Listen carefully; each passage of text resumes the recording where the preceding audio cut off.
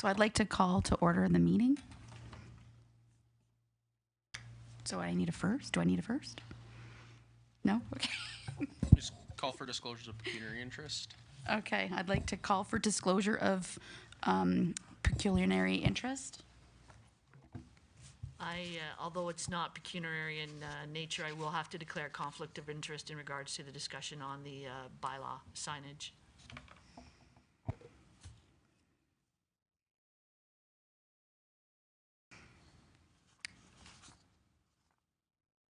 So do I go ahead now with the nominations for the, okay, so Stacy has resigned as chair, and so there is a nomination for the, I would like to see if anyone would like to nominate anyone for the chair position. I would like to nominate Heather. I would like to second that. Yeah. Any other nominations? I'll let my name stand, thank you, I'm honored. Okay, great.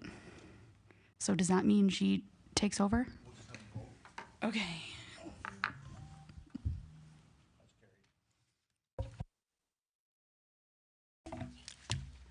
Thank you. And as first order of business, I would just like to thank Stacy for her time and her contributions to the committee previous in the months.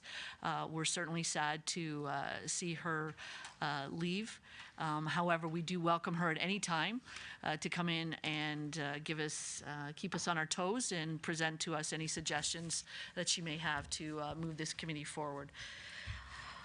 Moving forward, may I have a motion on the floor for the resolution, the agenda to be approved for the December 4th, 2023 of the EDI Advisory Committee.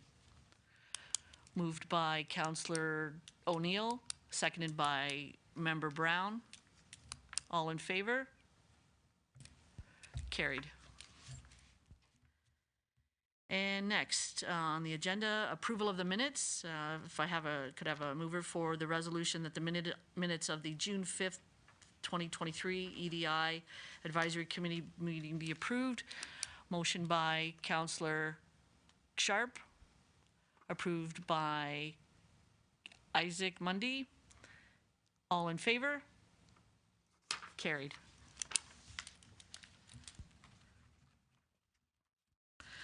Public input, of which we have none. Moving on to delegations. I'd like to welcome Kat Fisher-Andrews from the Quinte Local Immigration Partnership, who's the project coordinator, to our meeting. And I see that Miriam Niazi, was she to be speaking as well? Perfect. Whenever you're ready. Oh, great. Can everyone hear me? Hello? Yes. I'm sorry. Can anyone? I can't hear anyone at the moment. Can everyone hear? Yes, we can hear you. Okay, thank you. I think I'm freezing up a little bit. I can see myself on the giant screen there, and I am freezing a little bit. But I will try to make sure that you can hear everything that I'm saying. Thank you for inviting me. I appreciate this opportunity to speak. I have a short presentation, hopefully short presentation prepared. And yes, Miriam Niazi is sick today, so we're not going to hear from her, but I will cover some of the information she was going to provide. I don't know if I need to share my screen, but the presentation I sent earlier today, I think I sent to Becky. Does that need to be shared? Yeah, if you could share your screen, please, that would be great. Okay, I just wasn't sure how that was going to work, so sorry, give me 1 second.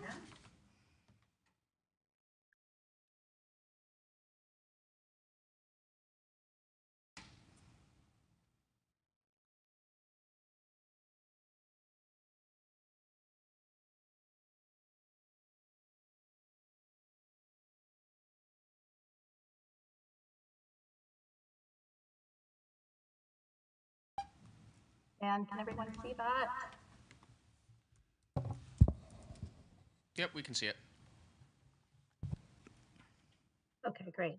So thank you. Good afternoon. My name is Kat Fisher-Andrews. I'm the coordinator of the Quinte Local Immigration Partnership, which is housed at Quinte Immigration Services. So today I'm going to do a presentation about the partnership for the most part, and some of the projects that we're doing that are relevant to equity, diversity, and inclusion.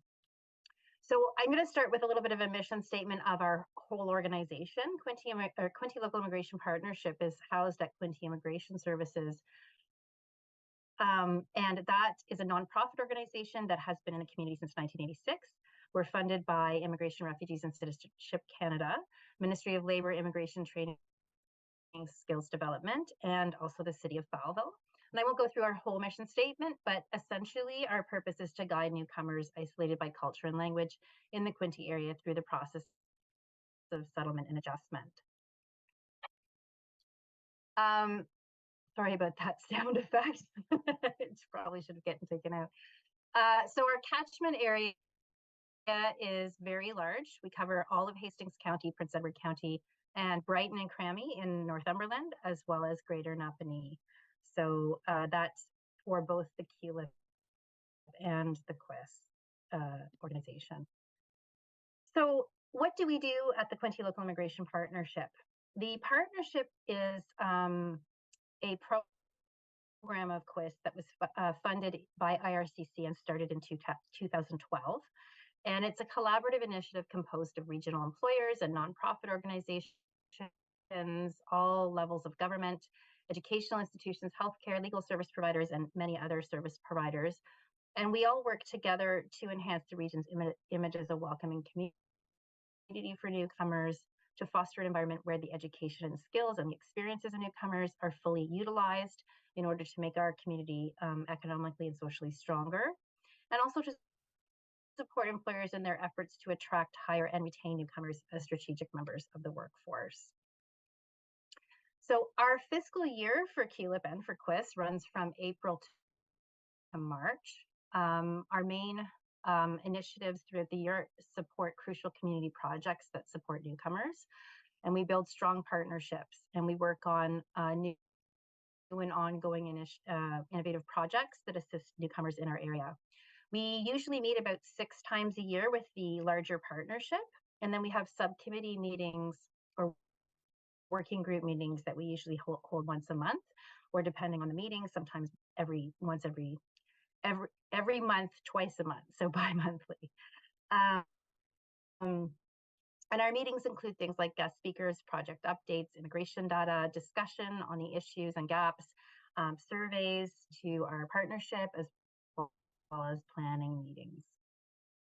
So to tell you a little bit more about our working groups, we've had 3 major working groups in the last year. And those are the Ukraine Support Working Group. So that was formed in May 2022 as a result of a QLIP roundtable that we formed with about 40 partners attending to discuss the issue of Ukrainians landing in our region. Displaced Ukrainians that came as a result of the war in the Ukraine were coming to Canada under a very different umbrella than refugees or other displaced persons, and they had different services that were available to them. So our purpose was to provide a web of community support for displaced Ukrainians in the community. We do have a dedicated web page to resources and supports for Ukrainians, so you can go straight to that web page on our QUIS website to find more information about that. And as I said, right now we have about 30 supporting members, 12 core members, and the rest are supporting members. The meetings for the Ukraine support working group continue monthly. The next one is in December this month, I think in a couple of weeks. And back in September 2022, we hired a community engagement coordinator to engage with both the community agencies and Ukrainians who were landing. So that's sort of a different role than I would do with the partnership. I don't engage with our clients, but the community engagement coordinator for Ukraine is able to engage with both clients and agencies to create that bridge and support those ongoing efforts from agencies to provide that support. It's been a very successful effort by all the agencies in our community. and by the Ukrainians themselves. We've been supporting over 100 Ukrainians in our community in the areas of housing, social services, recreation, health, employment, language training, and other cultural supports that we've needed for Ukrainians. The next working group that we have been working on is the QLIP Anti-Racism Subcommittee, and you can see all of our supporting agencies that sit on that committee in our logos on the right there. That was formed in June 2021, and the purpose of this working group is to work together as member agencies to create, promote, and support anti-racism initiatives in our region. So there are currently 9 core working agency members, and that working group is chaired by a member of Hastings Prince Edward Public Health. She's a social determinants of health nurse. Our next meeting is December 8th. It will be our planning meeting for the next year. We were on a bit of a hiatus with that group and from the summertime. So this is the first time, the first time that we've met to plan for the next year in the last little while. Some of the projects that we have worked on with that is we have tried to get funding for an extensive large scale 3-year anti-racism project for the Quinte community. We haven't been able to retain that funding, and our most recent information is that we did have the project being led by the research team at Loyalist College, and they were requesting the funding through Loyalist College, but we did not get that funding. So that's a really big part of what we've been working on over the last few years, and unfortunately it hasn't come to fruition yet. So this is why we're actually making a new plan for the new year on what the next things that we are going to be looking at will be in that group. We've also supported the Color of Poverty, Color of Change survey on employment and racism in our region. That happened last year, and we don't have results on that yet. We've done a lot of work on learning and cooperation with regards to truth and reconciliation and Indigenous issues, and how to create appropriate land acknowledgements within our own committee. As well, we've done a small and short and ongoing investigation into reporting tools in our area. So we've started a project on reporting tools and looking at how agencies receive reports of racism or complaints in their region about racism. The next group that we just started recently is the Temporary Foreign Worker Working Group that was formed in May 2023. And the purpose of that group is to work collaboratively with the agencies that you see in the logos on the right to promote the diverse needs of temporary foreign workers in our region. So we're trying to create some community awareness around the issues facing temporary foreign workers and look for some solutions. Temporary foreign workers do not have the same rights or services available to them that permanent residents and other immigrants have. Our agency is not funded to support them generally, and many agencies are not funded to support them. So they are sort of out of touch with the general community, but we're going to see a shift in the types of immigrants that are coming into this community, and we've already seen that happen in terms of the supports we need to provide, because temporary foreign workers are going to be the large group and have already become one of the larger groups that we're supporting in terms of integrating them into the community. And unfortunately, those supports federally and provincially are not necessarily there. We have an event happening for temporary foreign workers on December 13th. It's a holiday dinner just to recognize their contributions, to help connect them to each other and connect them to the resources that we have within the agencies that are listed there. So you can see some of the projects that we intend to work on. This committee is fairly new, but we've done quite a few outreach activities already. And our biggest goal in the new year is going to be to provide more community awareness and some obtain some baseline data about TFWs in the community. So where they work, where they live, the places they go for information and support. So with that, we have over 80 diverse partnerships in our community with community agencies. And we continually add new partners throughout the year. And really, our partnerships are the reason that we exist. Our partnerships are we're looking for the, to support them and the accomplishments that they are making in the community for newcomers. And that's the reason for our work. So I will quickly go through this part of it. I don't know how much more time I have, but these are some of the things that we support through the Quinte Local Immigration Partnership. So equity, diversity, inclusion.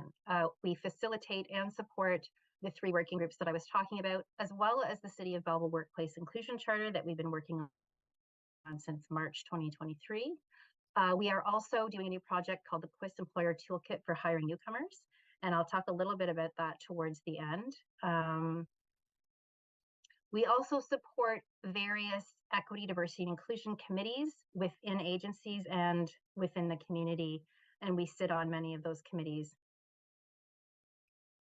So Family Space, United Way, the Belleville Equity, Diversity, Inclusion Committee, as well as attending and supporting the events that they put on. The Hastings and Prince Edward District School Board Advisory Committee, United Nations Quinte Branch. We do Francophone immigration support. We have a network, and then we've also supported the Belleville Pride Parade for the last several years as well.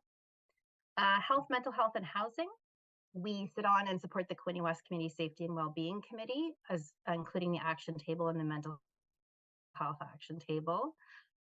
Hastings and Prince Edward Public Health has been a really strong partner for us, especially since COVID-19, and we have been getting a lot of support from them in terms of the Anti-Racism Committee as well.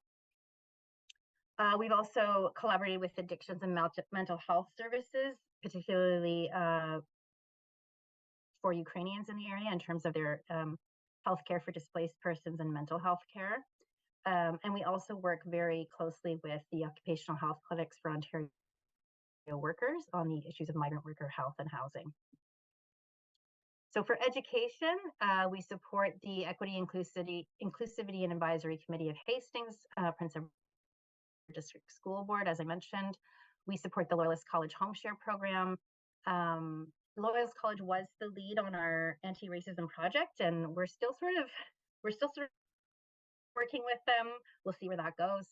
And we also support, of course, Loyalist School of Adult and Continuing Education for the ESL and LINK classes, and they have provided significant support and partnership for displaced Ukrainians and other newcomers in our community as well.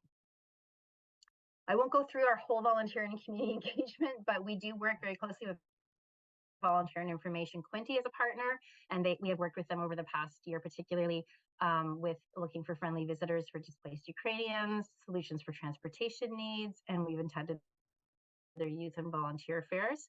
And then you'll see the list of all of the different events that we have attended through the last year. There are more of them, but I just put the main ones on there. We also have a lot of economic development issues that are sort of have been core this year for us. Coming out of the pandemic, it was one of the main issues that we really need to look back at. And so we sit on many different community meetings and regional meetings about economic development. Again, we've also worked together with the City of Belleville on the Workplace Inclusion Charter. We have partnerships with all of the main employment agencies that are free for the public. We work with the Belleville Chamber of Commerce on EDI workshops and activities for employers. We are working together with the Bay of Quinte Marketing and Tourism Board on the Bay of Quinte Immigration Portal. So we're upgrading the portal so that we will have a new immigration portal launching in January for newcomers.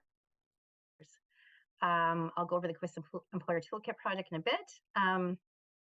We also support and receive support from the cities of Belleville and cities of Quinte West to attract, retain, and integrate newcomers into the region. And of course, we also support our own skills training and development program called STEP, which actually takes international students as well as Ukrainians and other permanent residents and citizens as well.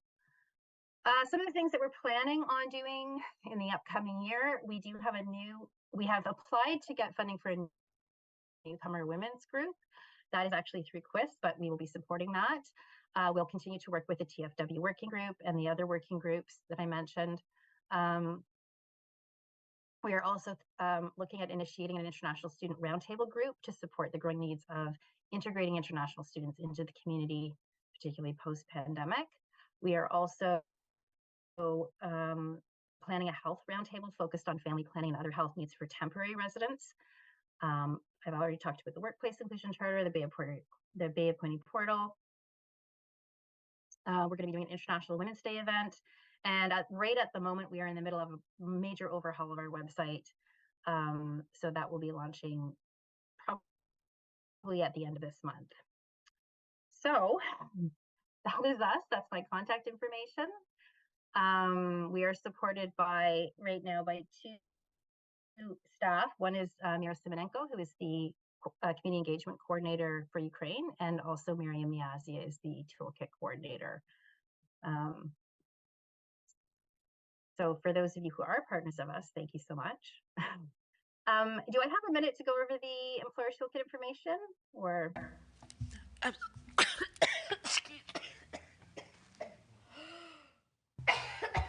Excuse me, Kat. Over what information? Yes. I couldn't hear what you said.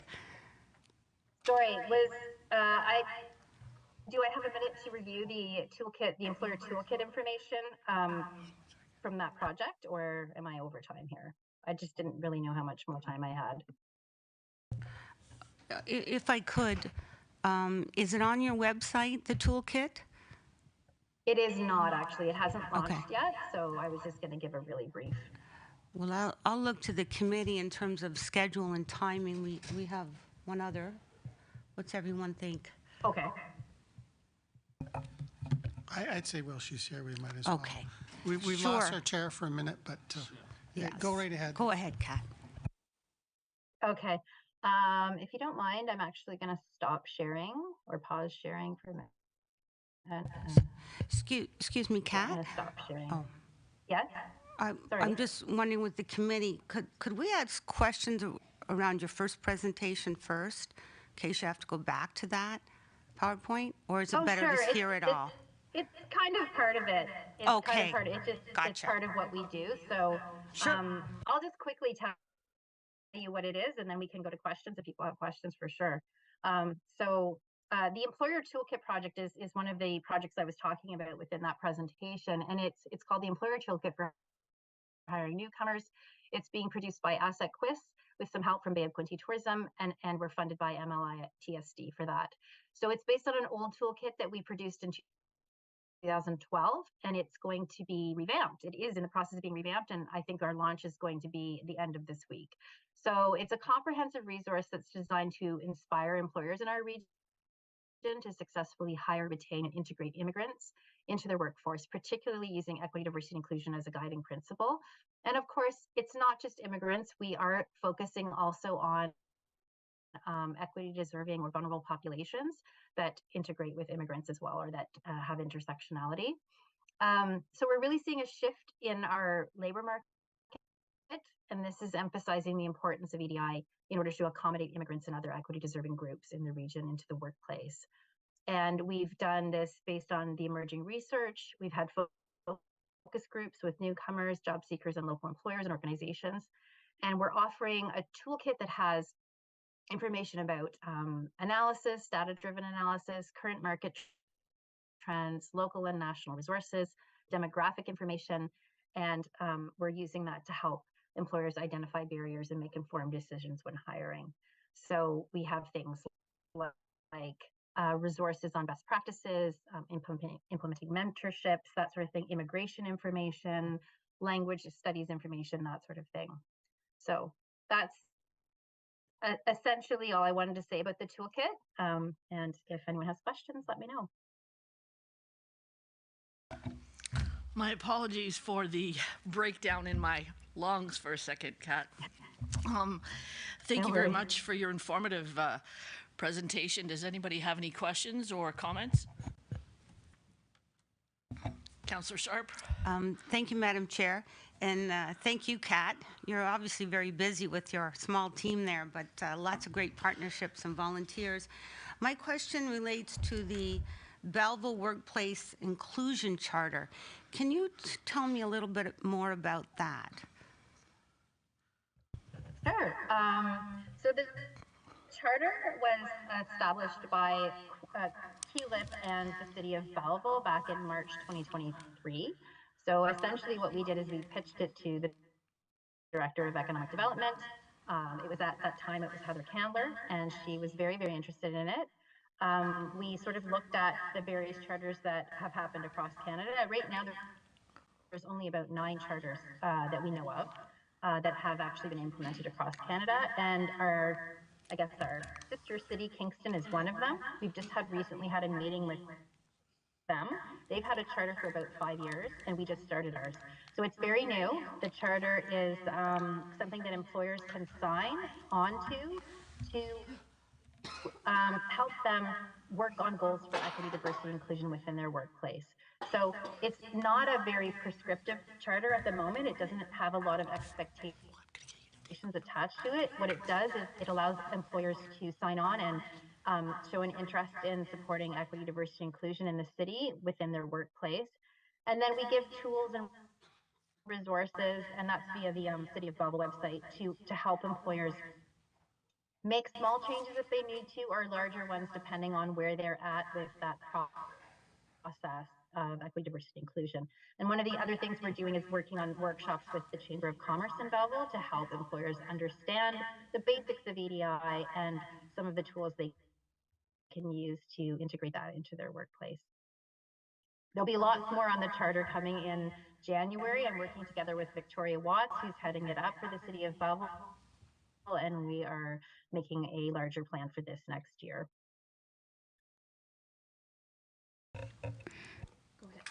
Sorry, go ahead. Hi, Kat. I just wanted to ask a question in terms of the temporary foreign worker support group.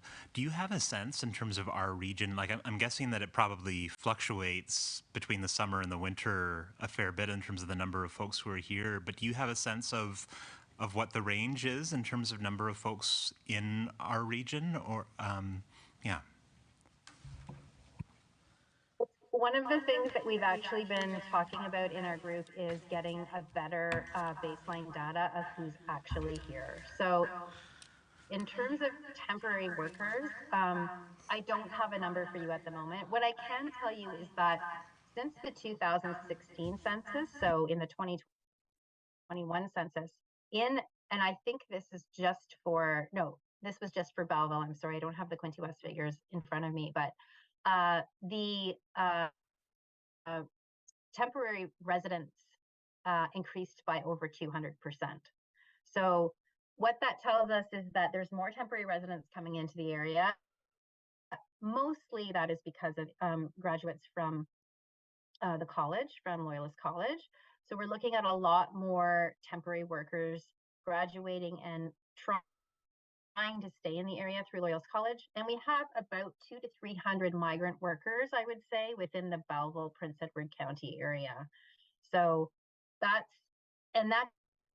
doesn't include temporary workers that are working in other industries that are not graduates or not migrant workers. So I don't have a really solid number at the moment, and that's one of our goals in the new year to work on.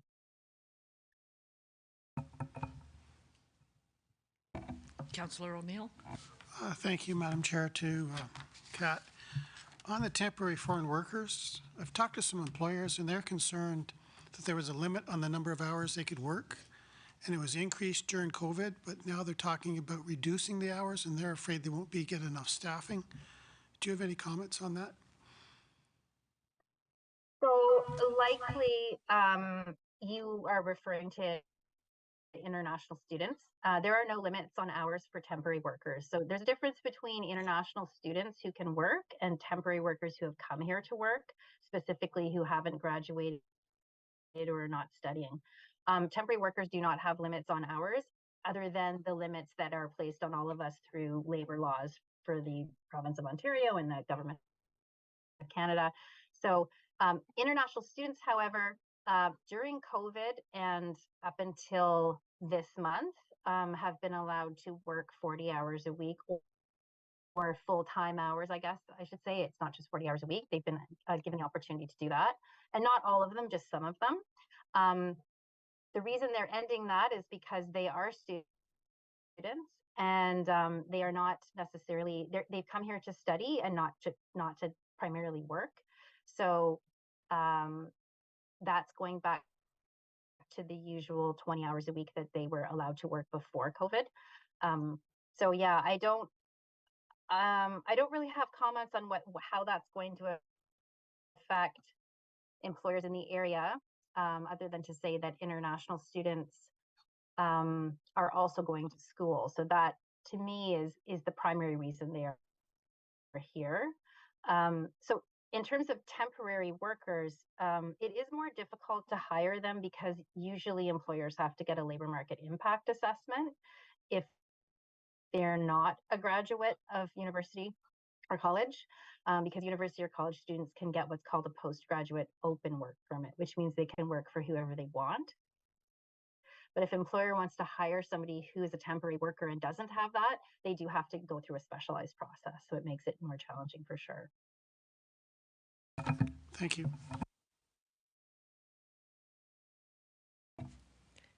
I do have one question, and I'm sorry, again, I might have missed it.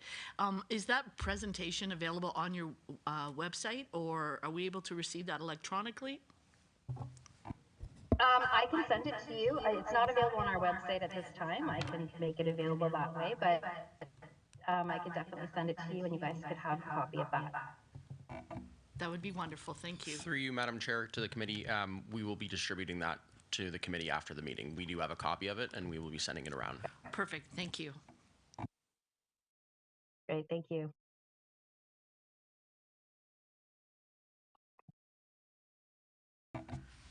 Now, I guess we have our next delegation will be Hardik. Sorry, Madam Chair, we did receive an email from him this morning indicating that he was unwell and was unable to attend, so we will do our best to reschedule him. Thank you very much. All right, then. Thank you very much, Kat. Thank you. Would you like me to stay or should I? I'm not sure. You're more than welcome to, absolutely. You're more than welcome to. But if you have other things, by all means, do not feel that you are mandated to stay. Okay, great. I do have to leave at 4, but I would like to stay for the Absolutely. until that time if that's possible. Absolutely. Under item 8, I don't see any correspondence. Has anything come in since the agenda was drafted? Nothing that. So moving on next to our items for committee's consideration. Regarding the staff report, QW 2023-0238, regarding the resolution, the staff report from City Clerk Josh McChesney, and also Manager of Legislative Services, and Brian Jardine, Director of Planning and Development, regarding the request to amend the city's sign bylaw. Number 14-118 be received. May I have someone make a motion to receive it? Councillor Sharp. Seconder. Member Brown. Discussions. Any discussions?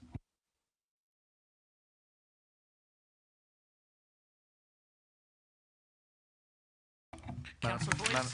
Madam Chair, perhaps Josh could give us a brief outline for those that may not be familiar with the particular item. Yep. Thank you. Thank you.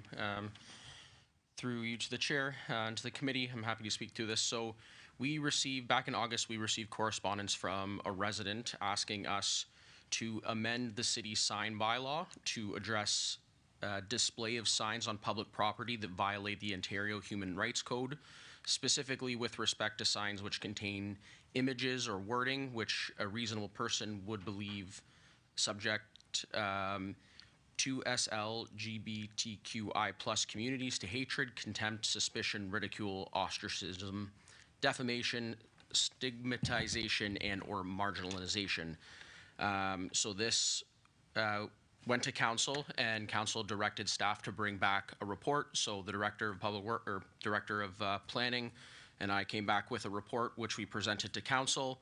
And I can just briefly take you through the highlights of that report. So this issue in and of itself isn't necessarily new to municipalities. It's something that I've dealt with in some form or another in every municipality that I've worked for, and I've received a number of legal opinions on how municipalities should handle them. And when we get into regulating the contents of public signs, really no matter how egregious the example, we start treading into regulating freedom of expression, which is protected by the Canadian Charter of Rights and Freedoms. As you'll see in my report, while we do have the broad authority to regulate signs and to pass bylaws for the safety and well-being of residents, we're very hard pressed to enforce bylaws that limit freedom of expression, even if we as the city believe that to be justified. And when we get into hate speech and inciting hate generally, that becomes the jurisdiction of the police under the criminal code, which is a federal statute, and that does take precedence over all our municipal bylaws.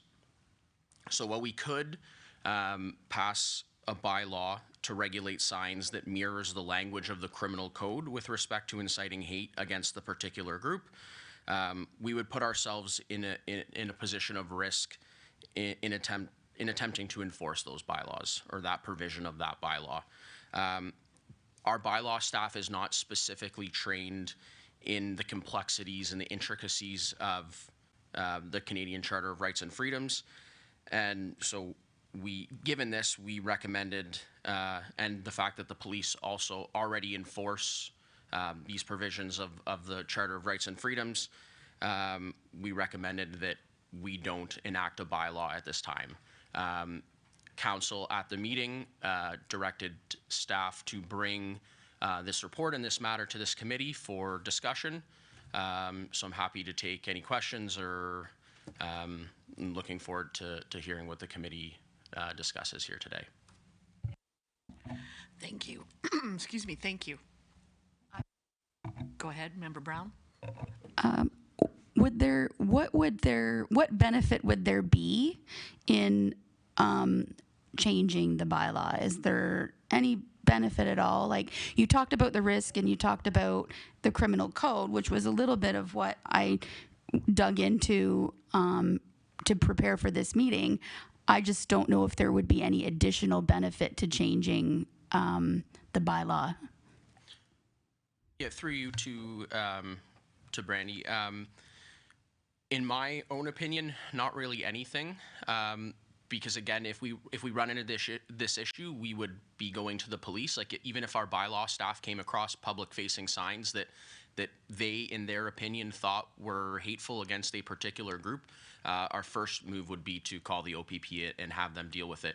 And then we get into, in my opinion, the issue of enacting bylaws that we can't enforce or shouldn't really enforce, or that are really in the jurisdiction of another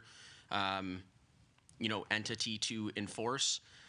It's not always a good move on the municipality's part. Yeah, so again, in my own opinion, there's not really any benefit. Councillor Boyce? Thank you, Madam Chair. Then, in conclusion, would the answer be that if the public were to see a sign that they felt was of hatred to a particular group of individuals or a group, would the best recommendation be then to call the police and they would determine it? Yeah, through you to Councillor Boyce, yeah, that would be my suggestion. I mean, they can always call the city, and we can relay that to the police. I don't know if that would necessarily constitute an emergency. I don't know if I would suggest to residents to call 911 necessarily, but certainly get in contact with the police, let them know, or get in contact with the city, and I can push that directly to the inspector.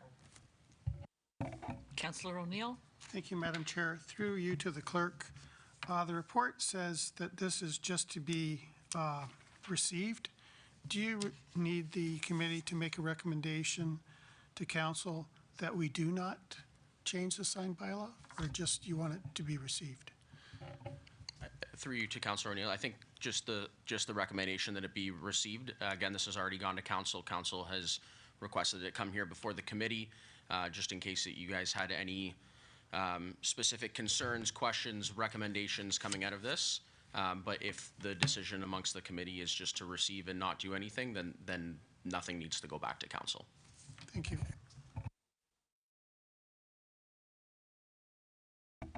Thank you. Item B, follow-up discussion regarding the public input during the June 28th meeting. Madam Chair, I can probably speak to this item as well. So just, I'm sure all of you at some point had heard about what happened, but I'll just remind everyone. So at that meeting, we had an individual come up during public input and went on a homophobic and transphobic rant, I guess I would characterize that as. And so since then, staff brought forward an amendment to our procedural bylaw, which basically governs the proceeding of all our meetings here at the city. And that bylaw amendment was to prohibit individuals from speaking to matters that are not related to city business. We also spoke with the councilors, all members of council, and reminded them of their ability to, under our procedural bylaw, to call a point of order when they believe that the procedural bylaw is being contravened. So just reminding everyone that we do have the tools to address these issues when they happen.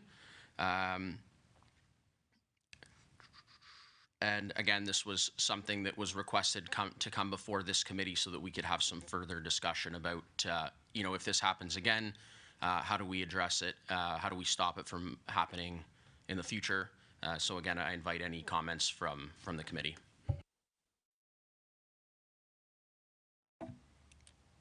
Any comments? Move to accept as received. Councillor Sharp, seconded by Member Ray. Till I learn how to pronounce his Gorel. Gorel. Yeah. Gorel, sorry.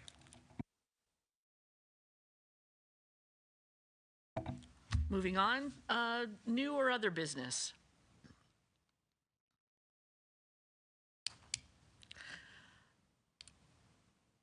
I'm just wondering if perhaps under the circumstances, it was a surprise to me in regards to the agenda being the third item of that perhaps not that we need to be notified of the circumstances, but just having been notified in advance so that it wasn't a surprise. That sort of thing. Like I said, it's for personnel matters and such. I totally understand in regards to the nature of it, but to open up a notification and go, if we could have been just notified perhaps at the time. Yeah, absolutely. And if I could speak to that again, I do apologize on behalf of staff that was not communicated to members of the committee. Since I've been here, this is the first resignation that we've had of a chair of a committee. So moving forward, we will absolutely be communicating that to members of the committee when it is communicated to council as well. So I do apologize for that. Perfect. Thank you. Anything else? Councillor Boyce? Thank you. It just reminded me, I know June is Recreation Month, and I think it's the third week. It's the celebration. It's part of Indigenous. Is it the Indigenous? I'm not sure how I would say it. The Indigenous acknowledgement for recreation. Is the city doing anything to acknowledge that particular week for the Indigenous in terms of recreation? Through the chair to Councillor Boyce. Staff are still in the process of kind of completing the activity and work plans for 2024 and certainly bringing forward budget to execute the various items. We did last year have some recognitions and observances of the National Day for Truth and Reconciliation, which we did create a specific landing page on the city's Get Involved online engagement platform. I'm happy to forward that information to the committee for their information. It outlines certainly the city's land acknowledgement, the the various calls to action under the Truth and Reconciliation Commission certainly provides links to all the federal and provincial information sources, and then also outlines the flag going to half-mast and certainly the illumination as well that that was proclaimed by council. So I'm happy to share that information with the committee. Thank you. That'd be great. Member Gorel? Hi. Do we have a DE&I calendar for all the events that happen throughout Canada? And Indigenous Peoples Day is actually the 21st of June when it's celebrated. Thank you through the chair to Member Gorel. We don't at this moment. I think there was a suggestion or recommendation at the last committee meeting that I brought up that that might be something that the committee wants to look to establish. I think we had seen a presentation at the time from the Hastings and Prince Edward District School Board, who also had a cultural observances calendar, and certainly that's something that we'd like to work towards in 2024. If that's a direction that the committee would like to provide, I'm happy to receive that as staff. I have one here anyway I can provide for you, just as reference anyway. That's what I use in my company, and it's got everything from January to December on it. That would be perfect. Thank you. Thank you.